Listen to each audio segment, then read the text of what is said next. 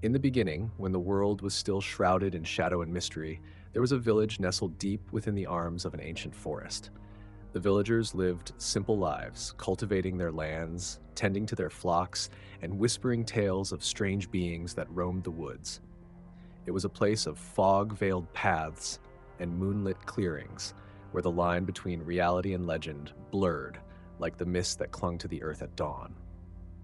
On nights when the full moon rose high above the treetops, casting its silver light over the world, the villagers would retreat to their homes, locking their doors and lighting candles to ward off the darkness. They spoke of an ancient curse, one that no one dared to fully believe but feared just the same.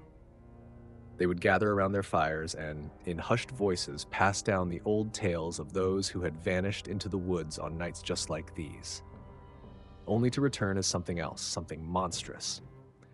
These legends spoke of men who had wandered too far into the moon's embrace, feeling its pull like the tides, powerful, unrelenting. They claimed that under the light of the full moon, these men would change. No longer human, they would become creatures of fur and claw, with eyes that gleamed like burning embers. The transformation, they whispered, was not one of choice, but of fate, and once the moon had marked a man, there was no escape from its influence. But the villagers never spoke of why. Why the full moon? What secret did its cold light hold that could twist a man's form, drawing out the beast within? They knew only that it had been this way for as long as stories had been told, and that the moon's power was absolute. In those moments when the moon rose to its peak and the shadows seemed to move on their own, fear would settle over the village like a heavy shroud. The night air would fill with howls, echoes of pain and fury, and the villagers would tremble, praying that they would not be the next to disappear beneath that unrelenting, silvery gaze. But there was one thing they were certain of. The moon was not just a light in the sky. It was a force, a watchful eye that revealed the truth of all it touched. And for those cursed by its power, the truth was that beneath their human skin, something else was lurking, waiting for its moment to emerge. Alex's investigation takes a sharper turn when the next full moon approaches.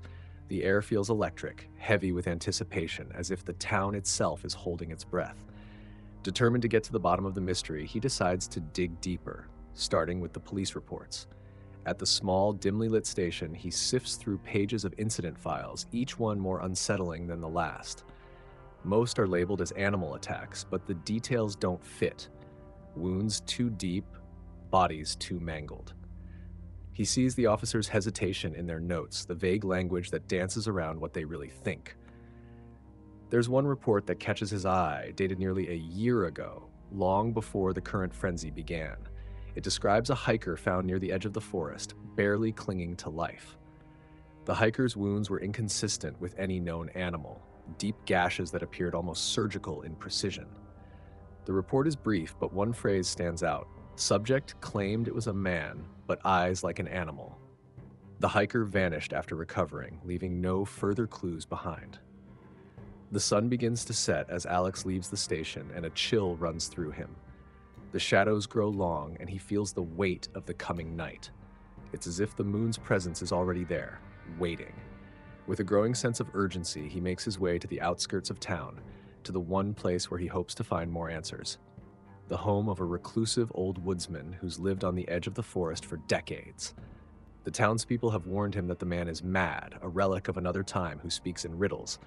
But Alex has no other leads. The woodsman's cabin sits isolated, surrounded by towering pines and creeping vines. The door creaks open as Alex knocks, and he's met with the scent of pine resin and smoke. The man's eyes are sharp, almost too sharp for someone his age, and they follow Alex with a strange intensity. He agrees to speak, but only under the condition that no one else knows. It's clear that whatever he has to say, it's not for the faint of heart. They sit by the fire as the woodsman recounts his tale, his voice rough and whispering like leaves in the wind. He speaks of a night, many years ago, when he ventured deep into the forest, chasing what he thought was a wolf. But it wasn't just any wolf, he says, his eyes catching the flicker of the flames. It stood on two legs, walked like a man, but its eyes, they were hungry, burning. The man's hand trembles as he lifts it, as if reliving the moment when he came face to face with something beyond comprehension. He describes the creature's transformation, a process of agonizing contortions beneath the full moon's light. He tells Alex that the moon isn't just a trigger, it's a call, a pull that something in their blood cannot resist.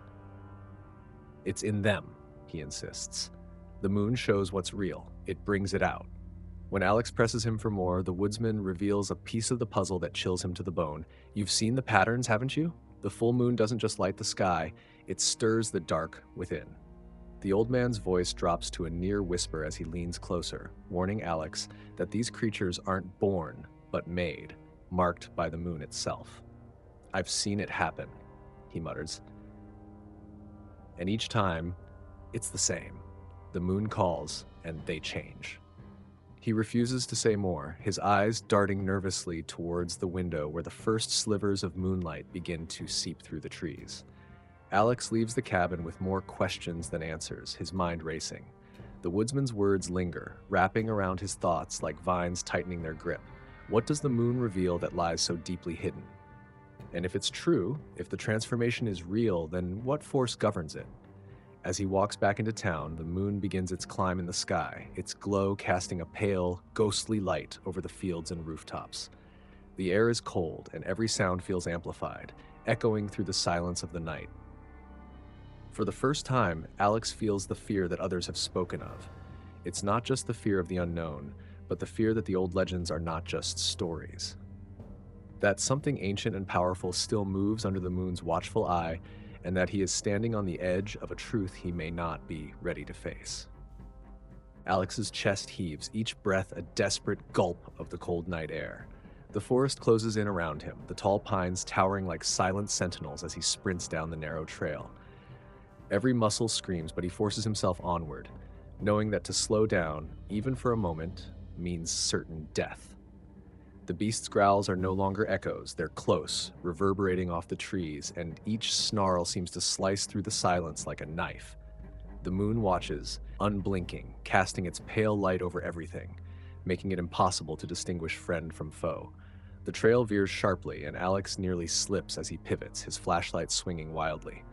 The beam flickers, catching glimpses of claw marks, etched deep into tree trunks and patches of fur snagged on jagged branches. He realizes with a chill that this isn't just any path, it's the territory of the creature. He's running right through its hunting ground. His heart races, pounding against his ribs like a drum, urging him to move faster. But as he pushes forward, the feeling of being watched intensifies. Suddenly, he hears movement to his left. A rustle of leaves, the snap of a twig. He glances over, and in the periphery of his vision he sees it, a dark shape weaving through the undergrowth, eyes glinting like burning embers. The beast is flanking him, moving with a terrifying speed and grace. He forces himself to ignore it, focusing instead on the trail ahead, hoping it will lead him out of this nightmare. His foot hits an unseen root and he stumbles, arms flailing as he fights to regain his balance. The flashlight slips from his grasp, tumbling into the darkness. For a moment, everything is pitch black, and panic claws at his throat. He scrambles on the forest floor, hands searching frantically for the flashlight. He finds it, fingers closing around the cold metal, and flicks it back on just as another growl rumbles from behind. The beam catches a glimpse of the creature, a mass of muscle and fur, its eyes locked onto him with a terrifying hunger. It's closer now, the moonlight illuminating its twisted form, half man, half beast. Alex bolts upright, adrenaline surging through his veins as he takes off again, the flashlight now his only lifeline. The path widens, and he spots a faint light in the distance, the edge of the forest, the safety of the town. His hope surges, but it's short-lived. The snarls are almost on top of him now, and he can feel the ground tremble beneath the creature's weight as it charges. Branches whip at his face, cutting into his skin, but he doesn't slow. His lungs burn, his legs ache, but the light ahead grows brighter, a beacon he locks his eyes on. He's almost there. The clearing opens up, and he bursts through, stumbling into the open space. He dares a glance back, his flashlight sweeping the edge of the trees, and he sees it, those eyes glowing just at the threshold where the forest meets the field. The beast hesitates, its form half hidden in shadow. Alex's breath comes in ragged gasps, and for a moment, he thinks he's safe. But then he realizes something. The moon is directly overhead, its full light drenching the clearing. The creature doesn't need the cover of the woods. It thrives under the moon's gaze. It steps forward, slow and deliberate, the moonlight catching the silvery sheen of its fur. Alex's hand trembles as he raises the flashlight, the beam aimed directly at the beast. His mind races. What now? What can he do against something like this? The beast's snarl deepens, and it crouches, muscles tensing as it prepares to spring. In that split second, he feels the weight of every decision that led him here, every clue he chased, every warning he ignored. He backs away slowly, feeling the cool grass beneath his feet. His only chance now is to make it to the town's edge, to find shelter, to escape the moon's pull before the creature fully steps into the open. But as it inches closer, its eyes never leaving his, he knows the moon won't let him go so easily. It has called its beast, and Alex, caught in its light, realizes he might just be its prey. Alex's pulse races as the beast prowls closer, its eyes locked onto him with a predatory intensity that freezes his blood. He knows he can't outrun it. The creature is too fast, too powerful. His mind frantically searches for an option, any option, as he steps backward, his movements slow and deliberate, trying to keep the beast's attention without triggering its instinct to pounce. The open field is his only chance. If he can reach the edge of town, there might be people, lights, and safety. The moon's light floods the clearing, illuminating the beast's every step. Alex sees its body tense, muscles rippling beneath its fur as it prepares to strike. His grip tightens around the flashlight, a useless weapon against something so primal. His breaths are shallow, his heartbeat loud in his ears, drowning out everything but the beast's low growl that rumbles like a threat. Suddenly, an idea strikes him. A desperate one, but it's all he has. In one swift motion, he grabs the flashlight and hurls it toward the beast's eyes. The bright beam arcs through the air, and for a split second, the creature flinches, its head jerking to the side. The moment of hesitation is all Alex needs. He turns and bolts, sprinting across the field with every ounce of strength he has left. The flashlight clatters to the ground, its beam flickering wildly, casting disorienting shadows that dance around him. The beast lets out a snarl, and Alex hears its claws tearing into the earth as it gives chase. His legs burn, muscles screaming, but he pushes through the pain, focusing on the lights of the town up ahead. The distance feels impossible, the field stretching out like an eternity between him and safety. Each step is agony, but the adrenaline propels him forward. The sounds of the beast's pursuit grow louder, and he knows it's gaining on him. His mind races, and just as he feels the creature's hot breath on his back, he veers sharply to the left, diving into a thicket of tall grass. The beast's momentum carries it forward, and Alex hears it crash through the brush just behind him. He scrambles, crawling through the grass, praying the cover is enough to hide his scent and buy him precious seconds. His heart pounds as he pushes through the dense growth, feeling branches scratch at his arms and face, the cool night air biting at his skin. He breaks through the other side of the thicket and sees it, an old stone wall, a remnant of the town's past, barely visible in the moonlight. He races toward it, hoping the barrier can give him an advantage. As he reaches it, he hauls himself up, fingers scrabbling for a grip on the weathered stones. He pulls his body over, rolling onto the other side just as the beast barrels into the wall with a furious snarl. For a moment, he lies there, panting, his body shaking with fear and exhaustion. But he can't stop now. The beast claws at the wall, its growls vibrating through the stone, and he knows it won't be long before it finds a way around. He scrambles to his feet and sprints toward the town's edge, where he spots the faint outline of a street lamp flickering in the distance. As he nears the town's border, he sees the first house, a small, two-story structure with lights glowing warmly inside. Relief floods him, and he stumbles toward it, slamming his fists against the door, shouting for help. His voice echoes in the night, and for a moment, nothing happens. The only sound is his own desperate pounding and the distant snarl of the beast circling the perimeter. Then the door creaks open, revealing an older woman peering out, eyes wide with fear. "Please," Alex gasps, "let me in." She hesitates, but the terror in his eyes convinces her, and she pulls the door open just enough for him to slip through. As soon as he's inside, she bolts it shut, drawing the curtains tightly. They stand in silence for a moment, Alex's breath ragged and harsh. "What's out there?" she whispers, her voice trembling. He shakes his head, still struggling to catch his breath. Something from the forest," he manages. She nods, her face pale. "You're not the first." Her words send a chill through him. Alex leans against the wall, eyes darting to the window, where the moon's light filters through the thin fabric of the curtains. Outside, he can still hear the beast's growls, circling. The moon's call is relentless, and he knows the night is far from over.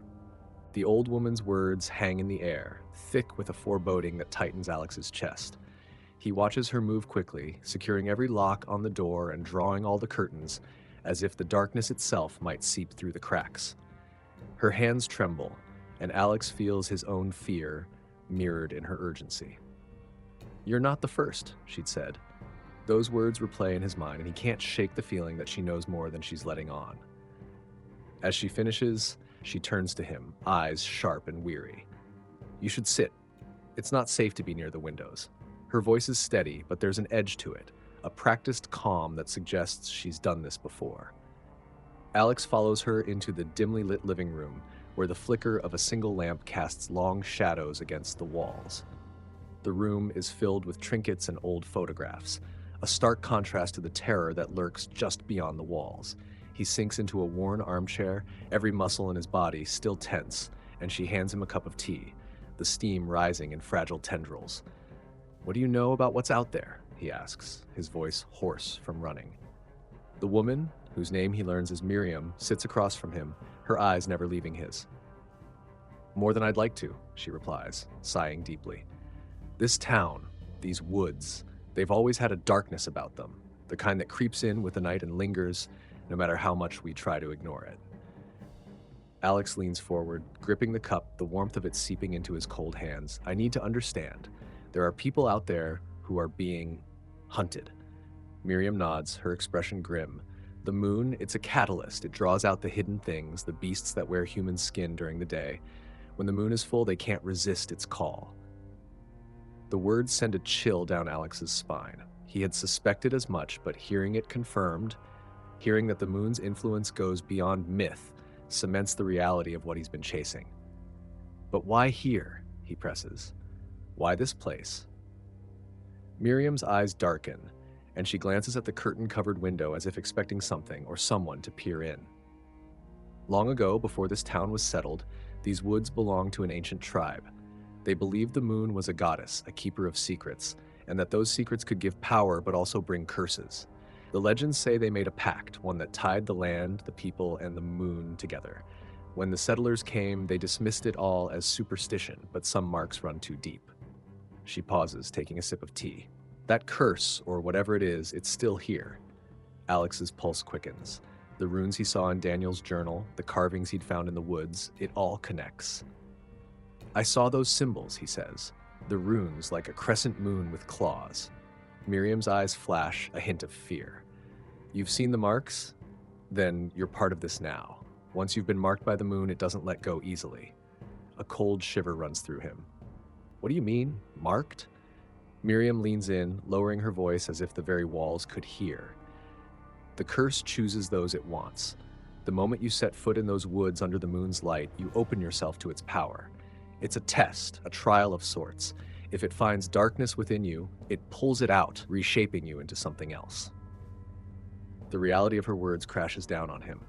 "Is there any way to stop it?" he asks, desperation creeping into his voice. Miriam's expression is somber.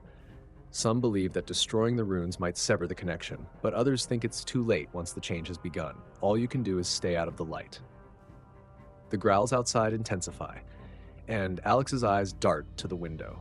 The curtains flutter as a shadow moves past.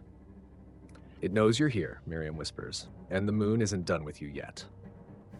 The growls outside grow louder, a chilling reminder that the beast is circling, hunting.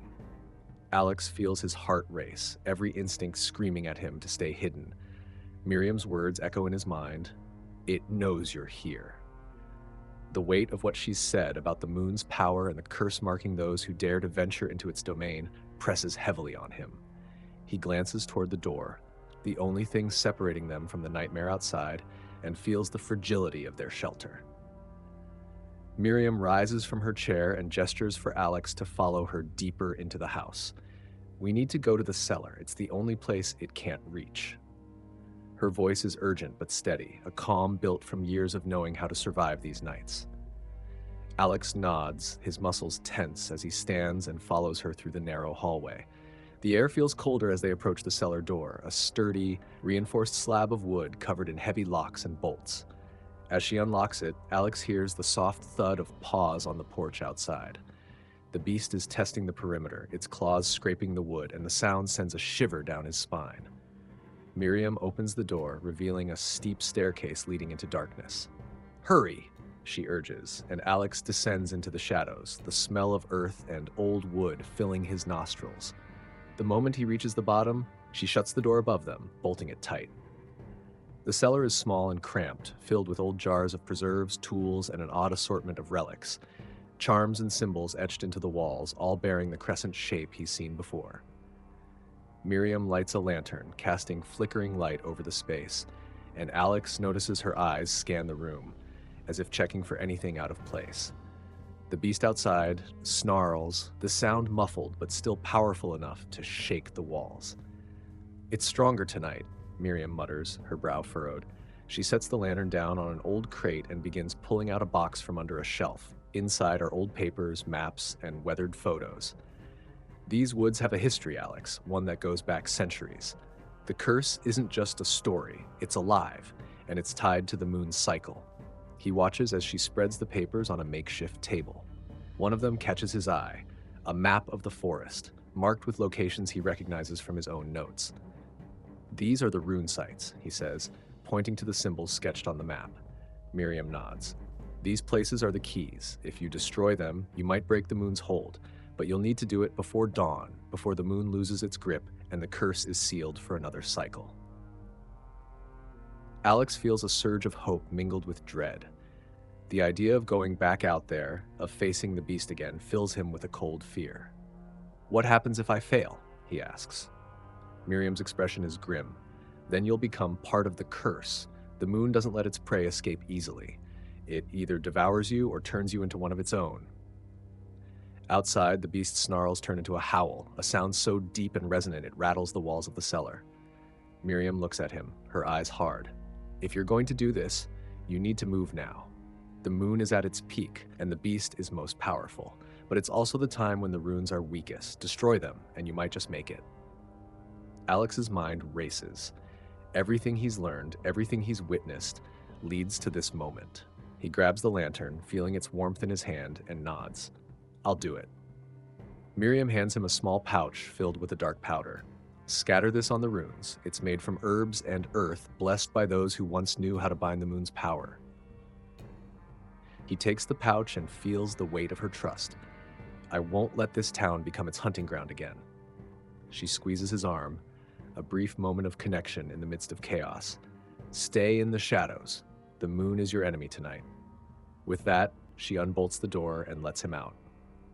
The night is colder now, and the moon's light feels like an invasive presence.